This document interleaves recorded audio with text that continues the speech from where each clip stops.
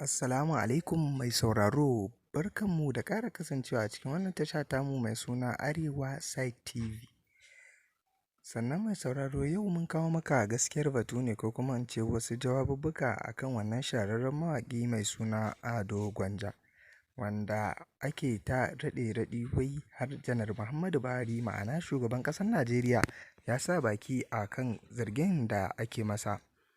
To amma kafin mu je ga kanin labarai mai sauraro, muna buƙatar idan wannan shine karanka na farko na shigowa wannan tasha, da ka daure ka danna mana subscribe kana ka taɓa alamar ƙararrawa, domin hakan shine zai baka damar samun bidiyos ɗinmu ko da yaushe da zarar mun ɗaura. Muna godiya da jimirin kallonmu da kuke yi mai sauraro. To wannan batu dai muka dawo kansa kacokan.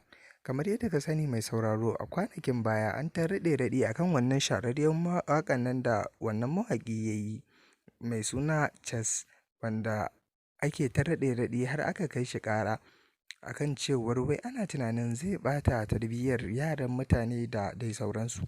To mai sauraro, wannan dai gaskiya za mu zaƙulo maka mu binciko maka kanin labaran ne a cikin wannan tasha tamu, domin kuwa muna kawo maka shari'ika ne ko kuma wasu gaskiyar batu da suka ɗan sa ka a duhu a cikin wannan tasha tamu mai albarka.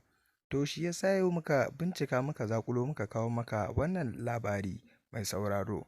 To amma kamar yadda ake yada wannan jita-jita, to mai sauraro dai ka sani cewar gwamnati iya abin da ta yi guda ɗaya shine ta ce a dakatar da sa waƙoƙinsa a cikin gidajen rediyo da gidajen talabijin, domin kuwa ta haka suke tunanin za su hukunta shi. To amma mai sauraro ba su san da cewar yanzu duniya ta ci gaba ba.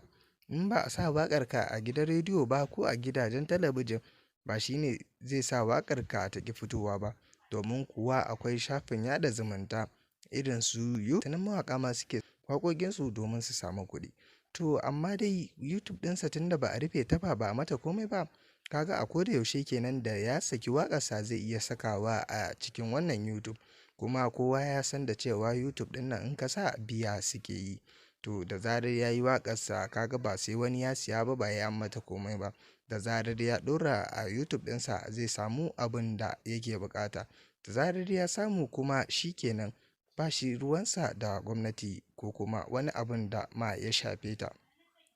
To domin haka mai sauraro muke ganin cewar muna buƙatar mu ji me kuke so daga bakinku, domin in kuka mana comment za mu gani. To mun gode da jimirin kallonmu da kuke yi. Sannan kada ku manta da sunan tashar nan tamu mai albarka mai suna Arewa Side TV. Mun gode sosai sosai mai sauraro, domin kuwa sai kun kalla muke jin